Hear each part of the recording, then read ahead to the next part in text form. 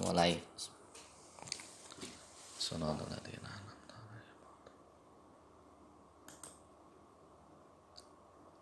Amin. Semoga kuliah kita dilancarkan, dimudahkan, diberikan ilmu yang bermanfaat untuk kita semuanya.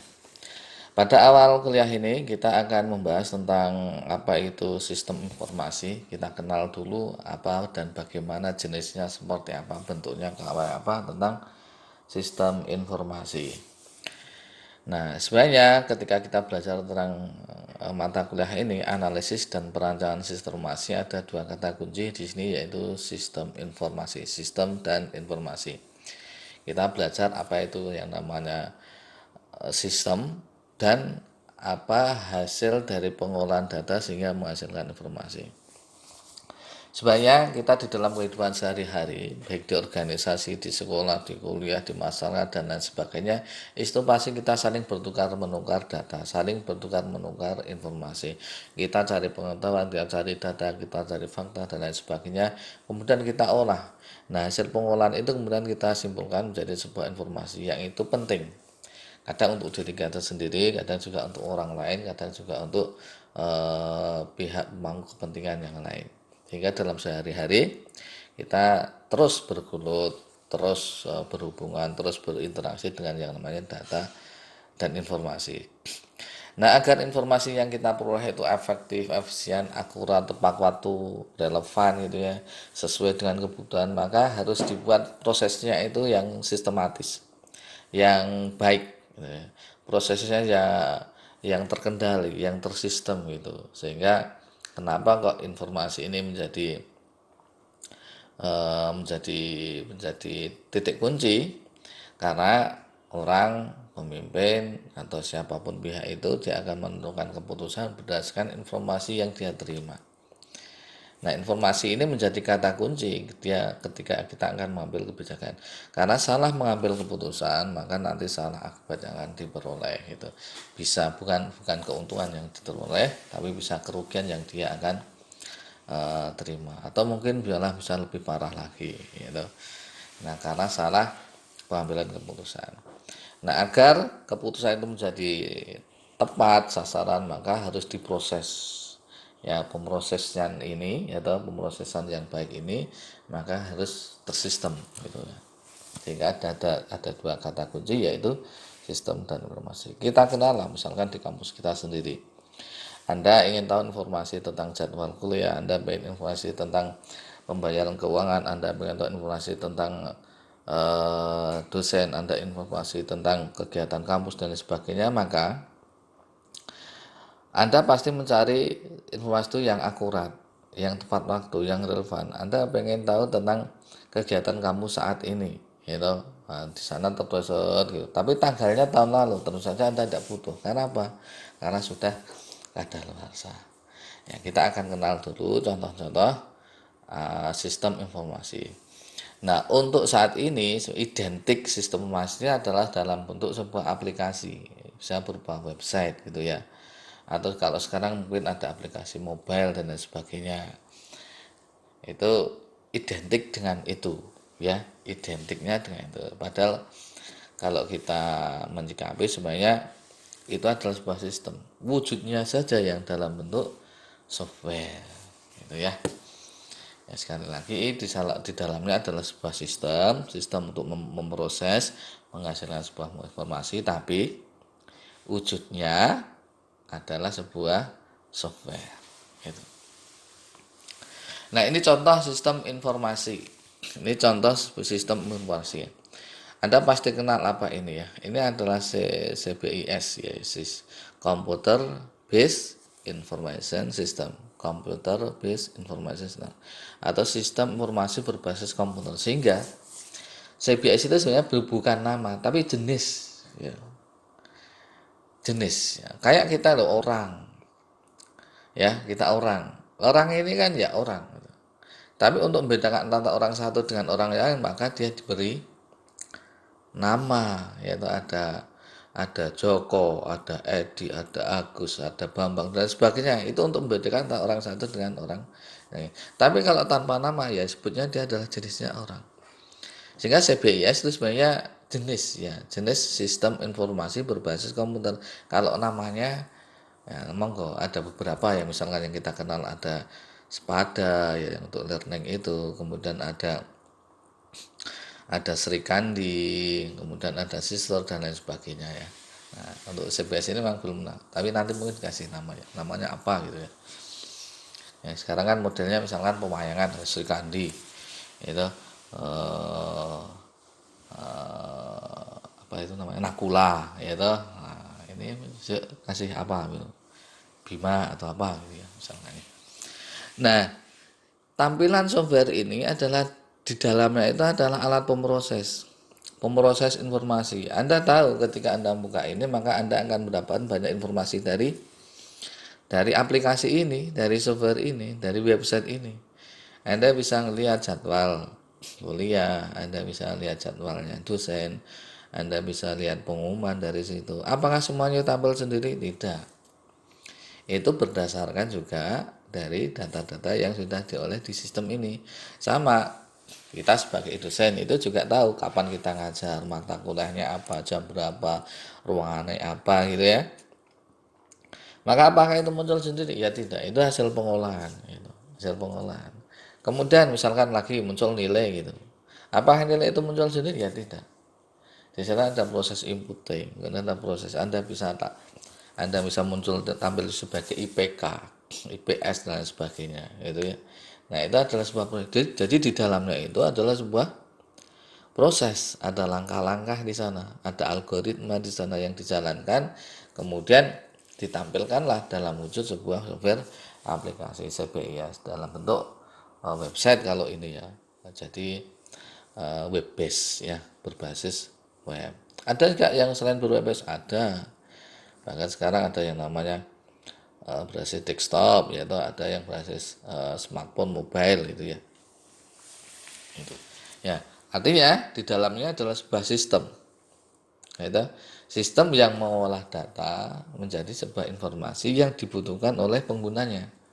Nah, sekarang tergantung penggunanya itu siapa. Kalau ini kebetulan yang penggunanya adalah mahasiswa, kemudian dosen, kemudian TU atau pegawai yang ngatur tentang pengajaran. Itu paham ya? Jadi sistem informasi adalah sebuah sistem pengolahan data menjadi sebuah informasi yang untuk sekarang identik dengan software, sehingga mata kuliah APSI ini kelanjutan dari mata kuliah pemrograman komputer gitu ya. Nah, kalau dulu megang komputer Anda membuat sebuah aplikasi perhitungan itu, misalkan input data, proses, keluar output. Nah, tapi belum ada database-nya. Nah, kalau di sini di APSI ini, di simulasi ini, maka di sana ada database yang siap untuk kapan saja diproses, diolah menjadi sebuah informasi yang up to date, real time, siap gitu ya. Ini CBS. Kemudian review materi ya, nanti Anda bisa baca sendiri di bahan ajar. Contoh yang lain, ini misalnya UPN, misalnya websitenya UPN. Di sini kita bisa lihat berbagai macam informasi yang terkait dengan UPN Veteran Yogyakarta. Info kampus, berita terkini, ada pengumuman, ada informasi tentang links, akademik, fasilitas dan lain sebagainya, struktur dan sebagainya ya, kerjasama, kemudian link, download dan sebagainya. Itu semuanya adalah informasi yang diberikan kepada kita. Nah, di sana di dalam ini adalah ada sebuah sistem, sehingga ya proses pengolahan data menjadi sebuah informasi itu ya, karena kita tidak tahu di dalamnya, maka dipermudahlah kita sebagai user, sebagai penggunanya dengan adanya desain antarmuka, user interface. Bentuknya seperti ini nih. Kita tinggal klik dan lain sebagainya. Kita pengen tahu tentang fasilitas UPN, kita tinggal klik. Kita pengen tahu berita tentang UPN, kita tinggal klik. Kita pengen tahu tentang apa saja yang bisa di-download, kita tinggal klik. Gitu. Tapi apakah di sana itu seperti itu? Di sana ada coding. Itu di dalamnya ada coding, ada perintah-perintah atau sintak-sintak yang dia akan menjalankan algoritma, yaitu yang dia akan menjalankan algoritma yang kita perintahkan kepada komputer, gitu. Ya di dalamnya ini ada coding, gitu. Yang kita tahu adalah bentuknya ini. Nah, syukurlah kita dipermudah seperti ini, gitu. Ya sehingga kita tidak perlu, kalau kita mau tahu codingnya, wah, ya itu lama. Nah, ini sudah dipermudah, kita sudah familiar, tanpa belajar coding pun kita sudah tahu, karena kita semuanya tinggal klik saja, tombol-tombol kita tinggal klik saja. Nah, bagaimana nanti ketika Anda sudah merancang sebuah sistem informasi, itu, maka Anda bisa menyuguhkan ini kepada pemangku kepentingan, pimpinan, direktur, gitu misalkan, atau manajer, gitu misalkan. Bagaimana keputusan yang nanti di lini produksi itu menjadi mudah, tinggal klik saja oleh mereka, muncul informasi yang dia butuhkan. Break even point, kapan pesanannya, berapa jumlahnya, kapan dia datang, kapan dia harus produksi, berapa jumlah yang diproduksi, itu langsung muncul. Gitu. Sehingga ini sangat memudahkan kita, memudahkan pemangku kepentingan, memudahkan perusahaan untuk dia cepat mengambil keputusan. Kenapa? Informasi semakin cepat, maka akan semakin cepat untuk diambil keputusan. Kenapa harus pakai komputer? Iya, karena komputer itu memiliki kemampuan dalam menghitung cepat, memorinya besar, sehingga akan semakin informasi itu cepat, akurat, dan tepat waktu. Semakin cepat informasi diperoleh, maka akan semakin pula perusahaan atau pemangku kepentingan itu untuk mengambil keputusan. Semakin cepat mengambil keputusan, maka akan semakin cepat laba itu akan diperoleh, profit itu akan diperoleh. Sehingga kenapa kita pakai komputer dalam rangka untuk itu? Kenapa kita pakai teknologi informasi dalam rangka untuk itu? Kenapa kita buat dalam bentuk sistem informasi? Karena dalam rangka untuk itu. Karena ketika kita sudah di lapangan, maka nanti akan banyak persaingan. Nah, siapa yang akan cepat dalam persaingan? Adalah yang menguasai sistem informasi. Gitu ya. Gitu. Terus kita lanjutkan. Dulu kita pernah, tapi di Subscribe ini wilayah PN, kita lihat TI ya, teknik industri TI dan banyak saja. Tapi sudah di Subscribe. Kenapa di Subscribe? Karena dulu tersinyalir ada bug, ada kebocoran yang bisa dimungkinkan untuk nanti disusupi oleh orang luar, hacker gitulah. Tapi kalau sekarang tahun 2021 ini sudah ada yang baru, platformnya kalau tidak salah WordPress gitu ya, sudah tampil. Kemudian kita juga pernah memiliki KPTA. Ini produknya mahasiswa teknik industri untuk mengolah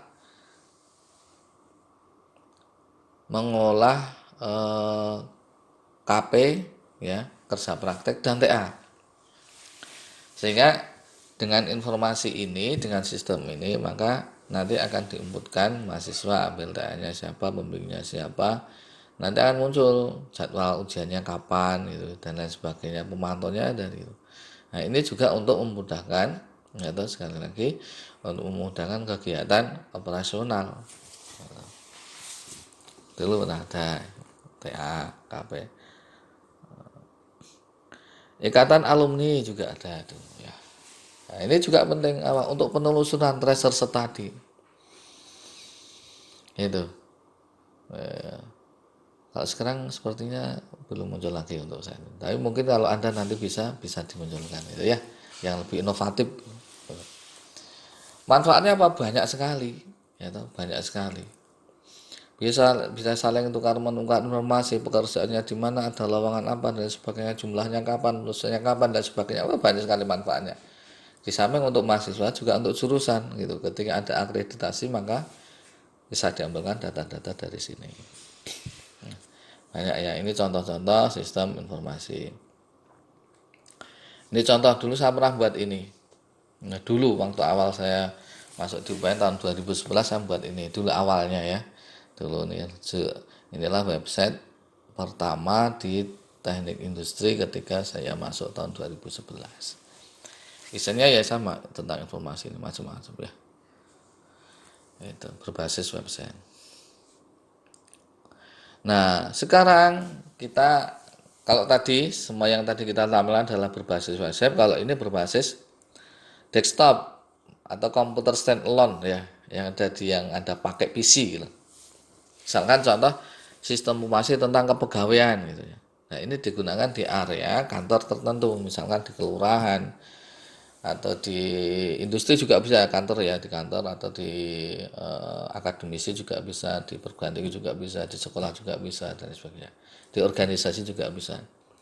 Nah, apa yang diolah dan apa yang akan dihasilkan nih di sini misalkan nih. Jadi dari tampilannya kita sudah tahu, oh berarti di sini akan ada data tentang karyawan, jabatannya apa, golongannya apa, cuti kapan, pengajuan dan sebagainya, data user. Nah, semuanya itu akan diolah di sini. Bayangkan kalau kita masih dalam bentuk kertas, akan banyak tumpukan kertas ini. Nah, dengan ini kita nyari data tentang pegawaian cepat. Itu. Kapan dia pengajuan ini, gajinya berapa, itu kita cepat. Ada kenaikan karir seperti apa, itu cepat. Kemudian misalkan ini administrasi yang kedua, yang bawah ini, administrasi bantuan keuangan desa. Ini tentang sistematisasi pengelolaan bantuan keuangan. Ya. Jadi pendapatan, pengeluaran itu, pengelolaan itu diolah di sini. Jadi sehingga menjadi cepat, informasi menjadi cepat. Nah, inilah contoh-contoh sistem informasi. Nah, sekali lagi di dalamnya itu ada proses, ada sistem gitu. Tahapan-tahapan yang kemudian dikomputerisasi, decoding itu kalau bahasa kita kemarin ya. Sehingga yang namanya software atau program adalah algoritma yang dibahasakan menggunakan bahasa programan, diterjemahkan, dirubah ke dalam bahasa programan, jadilah dia sebuah software. Tapi tetap di sini ada algoritma, ada tahapan-tahapan untuk menghasilkan informasi itu. Informasi apa saja macam-macam tergantung, ya. Mau di produksi kah, mau di keuangan desa kah, mau di kepegawaian kah, di pemasaran kah, semuanya, ya.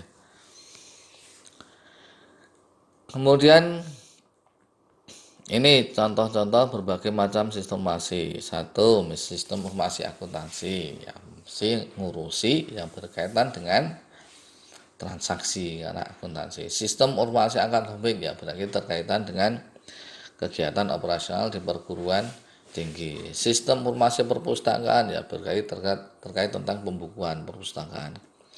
Sistem informasi pegawai berarti yang terkait dengan pengolahan data-data kepegawaian. Sistem informasi pemesanan tiket kereta api ya berarti sistem yang mengolah data tentang pemesanan tiket. Sistem biometrik sidik dan jari, point of sale ketika di supermarket dan lain sebagainya, ya, telemetri, smart card, e-government dan lain sebagainya, e-commerce, banyak ya. Sehingga kita tidak perlu khawatir tentang skripsi atau TA ya. Hampir semua keilmuan teknik industri itu bisa dibuat dengan sistem informasi. Tidak perlu khawatir, dan kita sudah buktikan, sudah ada faktanya di sana ya. Anda tidak perlu repot-repot tekuni di KP misalnya pakai metode apa, nanti TA rubahlah jadi sistem informasi, sudah jadi skripsi. Insya Allah cepat selesai, tidak sampai 4 tahun itu sudah selesai ya, karena tinggal mencapai efektivitas dan efisiensi dengan merubahnya menjadi sebuah sistem informasi, itu cepat ya. Saya pernah mengalami lah, artinya tidak sampai 4 tahun itu dengan membuat sebuah sistem informasi lulus. Bahkan dulu ya alhamdulillah ya, walaupun cuma tulisannya bisa bersemangat lah sebagai lulusan tercepat gitu. Nah, sistem informasi sebenarnya tidak kompleks, tidak rumit, hanya sederhana. Ini kalau kita ilustrasikan seperti ini, bahwa di sini ada user atau pengguna yang kemudian dari sistem informasi dia menghasilkan laporan, kemudian dia juga menyimpan data hasil dari pengolahan. Ada yang menggunakan, kemudian sistem ini kemudian melakukan pengolahan, disimpan, dan juga ada yang sebagai report atau sebagai laporan. Itu ya. Sehingga yang namanya simulasi itu tidak harus kompleks, bahkan bisa saja hanya menggunakan sebuah komputer. Ya, contohnya tadi yang berbasis desktop tadi, sistem kepegawaian, sistem keuangan desa, sistem keuangan, hanya satu komputer saja, gitu ya. Bisa ya, sistem pemesanan itu juga bisa, hanya satu komputer saja. Nah, tapi kalau kita pengen jangkauannya lebih luas, berbasis jaringan gitu ya, kita bisa memanfaatkan local area network wide area network, intranet, internet itu ya. Itu bisa. Nih, contoh sistem informasi yang kompleks. Ini kalau berbasis internet ya, sehingga di sini ada klien kita yang minta data nih. Misalkan yang Mac, PDA, laptop, PC itu, dia minta data lewat internet, kemudian dia hubungkan di web server, diambilkanlah di data-data di database gitu ya, kemudian diberikan lagi kepada klien yang minta. Kalau ini udah pakai jaringan ya, antar komputer dan web server, ada client server database. Ini yang lebih kompleks. Tapi sekompleks kalau untuk sekarang mudah kok, mudah ya. Kan hosting juga sudah ada, kita tinggal pesen saja. Di sana udah ada web server, udah ada database server, di sana udah domain dan sebagainya. Kita tinggal pesan, kita tinggal buat aplikasinya aja, uploadkan ke server, udah langsung bisa diakses oleh banyak orang. Mudah sekarang. Kenapa kok kita harus menggunakan sistem informasi? Karena dia memiliki kemampuan ini. Satu, melaksanakan komputasi numerik bervolume besar dengan kecepatan tinggi. Ya, mengandalkan kemampuan dari komputer. Komputer memiliki kemampuan utama adalah dalam hal perhitungan dan memori. Sehingga ketika kita pakai sistem informasi berbasis IT, information technology, ya, ada sistem informasi, ada teknologi informasi. Sistemnya untuk menghasilkan informasi yang baik, alatnya namanya teknologi informasi. Teknologi informasi ini identik dengan komputer ya. Nah, komputer itu memiliki kemampuan dalam hal perhitungan dan memori, sehingga ketika kita pakai sistem informasi, maka pengolahan data kita itu menjadi cepat. Komputasi volume besar, kecepatan tinggi.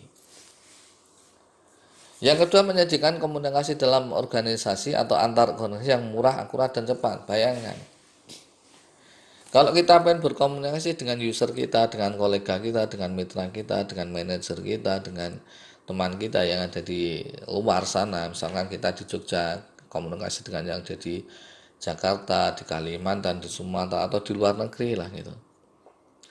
Maka dengan adanya sistem informasi kita bisa pakai chat, gitu. Kita bisa pakai live streaming, kita bisa pakai video conference, gitu. Kita bisa pakai media email dan sebagainya tanpa kita harus ke sana. Sehingga apa? Lebih hemat, lebih murah, lebih cepat. Itu. Sehingga kenapa ini juga dalam hal untuk itu. Bayangkan saja kalau kita harus ke sana atau pakai surat gitu berapa lama. Tapi dengan adanya teknologi informasi yaitu yang dijadikan sistem informasi yang didukung dengan teknologi informasi, maka tidak perlu, sehingga real time pun bisa, saat ini pun bisa kita pengen komunikasi gitu. Ya contohnya sekarang lah, misalkan saya memberikan materi dalam bentuk video gitu, Anda bisa akses dimanapun tanpa harus ketemu dengan saya, ya toh. Anda bisa akses, Anda bisa tanya juga lewat email atau lewat apa gitu, langsung. Hingga komunikasi dengan saya ini menjadi lebih mudah tanpa terbatasi oleh ruang dan waktu. Ruang karena Anda di sana, kita di sini, atau nanti teman Anda, kolega Anda, mitra Anda, konsumen Anda, produsen dan lain sebagainya, supplier ya, bisa di tempatnya masing-masing. Waktu karena bisa kapan saja misalnya. Ya. Kemudian yang ketiga, menyimpan informasi dalam jumlah yang sangat besar dalam ruang kecil, tidak makan tempat. Tidak makan tempat. Ya. Jalan dengan adanya sistem Zoom meeting ini loh misalnya. Kita kan tidak perlu ruangan besar, coba hadapan komputer gitu. Sudah selesai. Itu, tanpa perlu makan tempat secara fisik. Ataupun kalau kita pengen ya, kemampuan memori sekarang komputer sudah sangat besar. Kalau zaman saya dulu kemungkinan baru 4 giga. Sudah naik lagi jadi 120, 300, 500, bahkan sekarang sudah sampai ke tera. Semakin lama semakin besar. Nah itu menjadi keunggulan. Kenapa kok menggunakan komputer? Memungkinkan pengaksesan informasi yang sangat banyak di seluruh dunia dengan cepat dan mudah. Karena apa? Terhubung jaringan. Itu ya. Pengaksesan memungkinkan pengaksesan informasi yang sangat banyak di seluruh dunia dengan cepat dan mudah, tinggal filternya ya, mana yang kita butuhkan, agar tepat waktu dan sasaran.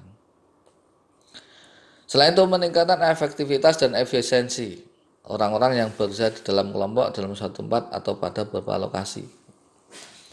Bekerja secara grup, teamwork. Dengan adanya sistemasi, maka dia bisa bekerja bareng-bareng tanpa harus kumpul ya. Mereka bisa di mana, laporan reportnya dikirimkan, progresnya dikirimkan sampai mana, ditambahin lagi dan sebagainya gitu. Meningkatkan efisiensi dan efektivitas. Ya.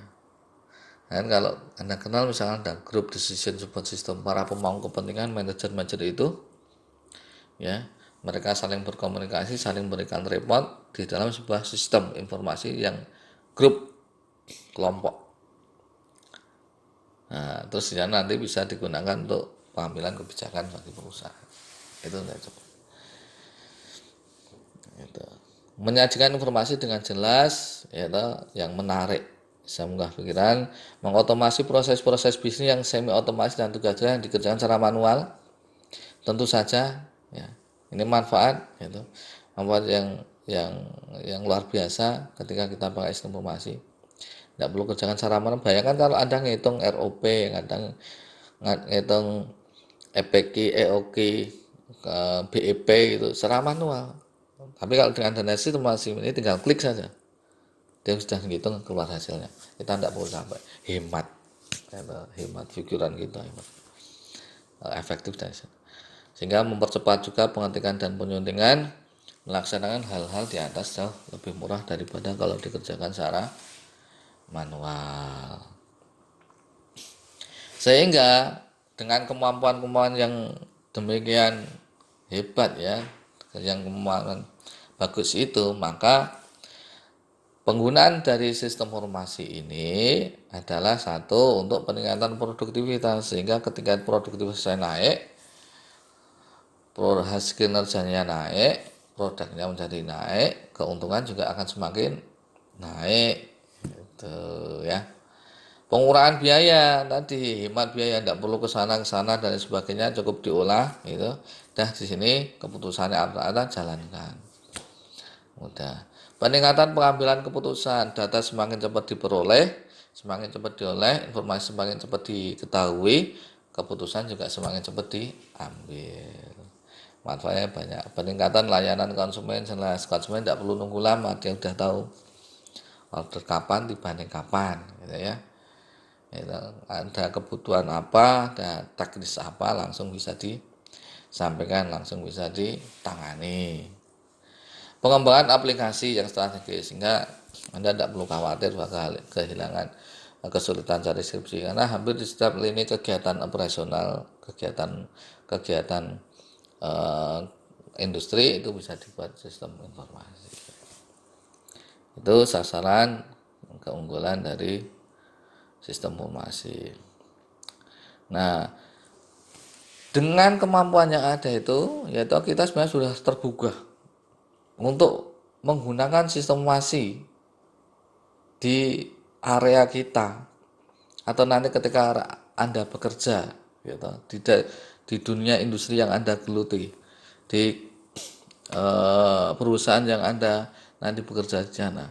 Kenapa? Karena kalau tidak, nanti kita akan kalah persaingan. Gitu. Dan sekarang teknologi itu sudah berkembang. Sehingga kalau kita ingin menang persaingan, maka kita harus menguasai sistem informasi itu. Gitu. Dan jangan kita berkecil hati. Karena ini ada contoh misalnya Habibie Absah. Ini seorang anak yang dia punya keterbelakangan, bahkan angkat tangan saja ke keyboard dia harus dibantu gitu. Tapi dengan ketekunan dia menjadi seorang ahli dalam internet marketer. Gitu ya. Artinya apalagi Anda yang punya kesempurnaan fisik gitu ya. Sehingga bisa.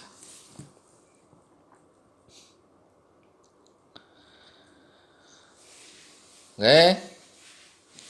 Nah, terus apa yang terjadi di dalam sistem informasi itu? Di sana ada interaksi, ada hubungan. baik antar struktur organisasi, ya toh, dengan proses bisnis, dengan orang dan budaya, dengan strategi dan manajemen, dan sistem dan teknologi informasi, semuanya berinteraksi untuk mencapai sebuah tujuan. Karena kita tahu yang namanya organisasi adalah kumpulan bagian atau unsur-unsur yang saling bekerja sama dan saling berinteraksi untuk mencapai sebuah tujuan. Nah, ketika semua ini sudah tersistem dan didukung dengan teknologi, maka kemampuan-kemampuan tadi, keunggulan-keunggulan akan kita cepat peroleh. Ya, saya kira itu dulu yang kita sampaikan.